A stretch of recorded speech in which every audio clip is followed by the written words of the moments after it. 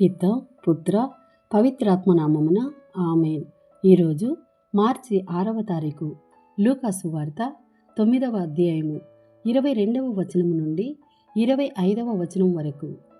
మనిషి కుమారుడు అనేక శ్రమలను అనుభవించి పెద్దలచే, ప్రధానార్చకులచే, ధర్మశాస్త్ర బోధకులచే నిరాకరింపబడి చంపబడి 3వ దినమున ఉత్థానమగుట అగత్యము అని పలికెను.